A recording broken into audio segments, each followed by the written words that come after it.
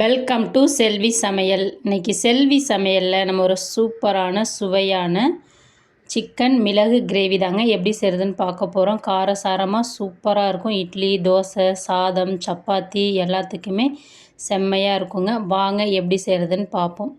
அதுக்கு முதல்ல ஒரு சில மசாலா பொருட்களை வறுத்துட்டு அரைக்கணுங்க. அதுக்காக அடுப்பு ஆன் பண்ணிவிட்டு ஒரு பேன் வச்சுக்கலாம். அந்த பேன் நல்லா சூடாகணும். சூடான பிறகு 1 டேபிள் ஸ்பூன் அளவுக்கு மிளகு எடுத்துகிட்டு அது ஒரு 30 செகண்ட் நல்லா வறுத்துக்குங்க. அது வறுபட்ட பிறகு 2 டேபிள் ஸ்பூன் அளவுக்கு கொத்தமல்லி விதைகள் ஆட் பண்ணிவிட்டு அதையும் நல்லா வறுத்துக்கலாங்க. இப்போ மிளகும் கொத்தமல்லி விதையும் நல்லா பாருங்கள் வறுபட்டுருச்சு. வறுபட்ட பிறகு நான் காரத்துக்காக 5 காஞ்ச மிளகாய் ஆட் பண்ணுறேங்க. நீங்கள் உங்கள் காரத்துக்கு தகுந்த மாதிரி ஆட் பண்ணிக்கலாம். 1 டீஸ்பூன் அளவுக்கு ஜீரகம், நம்ம ரசத்துக்கெலாம் யூஸ் பண்ணுவோம் பார்த்தீங்களா, சின்ன ஜீரகம் ஆட் பண்ணுங்கள். ஆட் பண்ணிவிட்டு நல்லா பொரிய விடுங்க. அது கூட 1 டீஸ்பூன் அளவுக்கு பெருஞ்சீரகம் ஆட் பண்ணுங்கள். இந்த சிக்கன் மிளகு கிரேவிக்கு ரொம்ப சூப்பரான மசாலாவே இந்த வறுத்து அரைக்கிற மசாலா தாங்க. செம்ம டேஸ்ட்டை கொடுக்கும். இப்போ இது நல்லா வறுபட்டுருச்சு. வறுபட்ட பிறகு ஒரு 10 முந்திரி பருப்பு ஆட் பண்ணிக்கிறேன். உங்கள்கிட்ட முந்திரி பருப்பு இல்லைனா நீங்கள் தேங்காய் ஒரு 1/4 கப் ஆட் பண்ணிவிட்டு நல்லா வதக்கிட்டு அதுக்கப்புறம் நீங்கள் யூஸ் பண்ணிக்கலாங்க. இது கூட கருவேப்பிலை இலைகள் 2 கொத்து ஆட் பண்ணிக்கிறேன். ஆட் பண்ணிவிட்டு நல்லா மிக்ஸ் பண்ணிக்கிறேன். இப்போ நம்ம சேர்த்த எல்லா பொருட்களுமே நல்லா வறுபட்டுருச்சு பாருங்கள். வறுபட்டு வாசனை சூப்பராக வந்துச்சு. இதை நல்லா ஆற விட்டு நம்ம பேஸ்ட்டாக அரைச்சி எடுத்துக்கலாங்க. இப்போ வாங்க நம்ம சிக்கன் மிளகு கிரேவி எப்படி தாளிக்கிறதுன்னு பார்ப்போம். அடுப்பு ஆன் பண்ணிவிட்டு அடுப்பில் ஒரு வானல் வச்சுக்கிங்க. வானல் நல்லா சூடாகணும். சூடான பிறகு 3 டேபிள் ஸ்பூன் அளவுக்கு எண்ணெய் ஆட் பண்ணிவிட்டு சின்ன துண்டு பட்டை, 2 கிராம்பு, அன்னாசிப்பூ, பிரிஞ்சி இலை ஆட் பண்ணிவிட்டு பொரிய விடுங்க. அது கூட கருவேப்பிலை இலைகள் கொஞ்சம் ஆட் பண்ணிக்கிங்க. அதையும் நல்லா பொரிய விடுங்க. இப்போ நான் ஒரு பெரிய சைஸ் பெரிய வெங்காயம் பொடியாக கட் பண்ணிவிட்டு ஆட் பண்ணிக்கிறேங்க. நீங்கள் சின்ன வெங்காயம் வேணாலும் ஆட் பண்ணிக்கலாம். பெரிய வெங்காயத்தை நல்லா வதக்கிறது, நல்லா ப்ரௌன் கலர் ஆகிற வரையும் வதக்குங்க. அப்போ தான் அந்த கிரேவியோட டேஸ்ட்டு செம்மையாக வருங்க நமக்கு.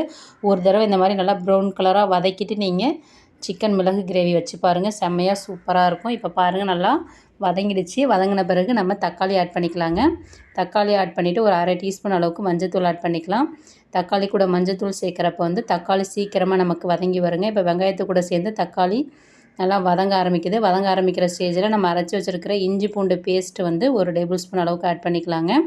இஞ்சி பூண்டு பேஸ்ட்டு இந்த ஸ்டேஜில் போட்டிங்கன்னா உங்களுக்கு அடி பிடிக்காமல் வருங்க. நீங்கள் ஃபஸ்ட்டு எண்ணெயில் சேர்த்திங்கன்னா உங்களுக்கு அடி பிடிக்கிற மாதிரி இருக்கும். நீங்கள் முன்னாடி செஞ்சுருக்கிறப்ப யோசித்து பாருங்கள் இருக்கும். இப்போ நல்லா வதங்கிடுச்சிங்க. வதங்கின பிறகு நான் ஒரு 3/4 கிலோ அளவுக்கு நாட்டு கோழிக்கறி எடுத்து வச்சுருக்கேங்க. அந்த கோழிக்கறியை நல்லா க்ளீன் பண்ணிவிட்டு வச்சுருக்கேன். அதை ஆட் பண்ணிவிட்டு தண்ணி இல்லாத ஆட் பண்ணிவிட்டு ஒரு 5 நிமிஷம் நல்லா நம்ம இதை அடுப்பை சிம்மில் வச்சு வேக வச்சுக்கணுங்க. வேக வேக சிக்கன்லேருந்து தண்ணி ரிலீஸ் பண்ணி கொடுக்குங்க. அந்த தண்ணி ஃபுல்லாக ரிலீஸ் ஆகிற அளவுக்கு சிக்கனை வேக வச்சுக்கணுங்க.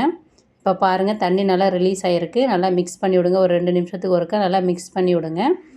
சிக்கனோட கலரும் பாருங்கள் நமக்கு நல்லா ஒயிட் கலராக வெந்து வந்திருக்கு பாருங்கள். ஒரு பாதி அளவுக்கு நல்லா வெந்துருச்சிங்க. இந்த ஸ்டேஜில் நம்ம வறுத்துட்டு பேஸ்ட் பண்ணி வச்சுருக்கோம் பார்த்திங்களா, அந்த பேஸ்ட்டை ஆட் பண்ணிக்கலாங்க. பாருங்கள் இப்போ நான் ஆட் பண்ணிவிட்டேன். ஆட் பண்ணிவிட்டு நல்லா சிக்கன் கூட சேர்கிற மாதிரி நல்லா மிக்ஸ் பண்ணி விடுங்க. மிக்ஸ் பண்ணிவிட்டு தேவையான அளவு தண்ணி ஆட் பண்ணிக்கலாங்க. உங்களுக்கு தண்ணியாக தேவைன்னா தண்ணி அதிகமாக ஆட் பண்ணுங்கள். தண்ணி கம்மியாக தேவைன்னா அதுக்கு தகுந்த மாதிரி ஆட் பண்ணிக்கிங்க. நான் இப்போ அந்த அரைச்ச பேஸ்ட்டை கழுவிட்டு ஆட் பண்ணிக்கிறேங்க. ஆட் பண்ணிவிட்டு நல்லா மிக்ஸ் பண்ணிக்கிறேன். பாருங்கள் இப்போ நல்லா மிக்ஸ் ஆகிடுச்சு. எனக்கு இன்னும் கொஞ்சம் தண்ணி தேவைப்படுது. ஆட் பண்ணிக்கிறேங்க. ஆட் பண்ணிவிட்டு இப்போ நம்ம சுவைக்கேற்ப உப்பு ஆட் பண்ணிக்கலாங்க. சுவைக்கேற்ப உப்பு ஆட் பண்ணுங்கள். ஆட் பண்ணிவிட்டு நல்லா மிக்ஸ் பண்ணிக்கலாங்க. மிக்ஸ் பண்ணிவிட்டு ஒரு கொதி வர வரையும் நம்ம மூட வேணாம். கொதி வந்ததுக்கு அப்புறம் தாங்க நம்ம மூடி போட்டு வேக வைக்கணும். இப்போ பாருங்கள் நல்லா கொதிக்க ஆரம்பிச்சிருச்சு. இந்த ஸ்டேஜில் ஒரு தடவை நல்லா மிக்ஸ் பண்ணி விட்டுக்கோங்க.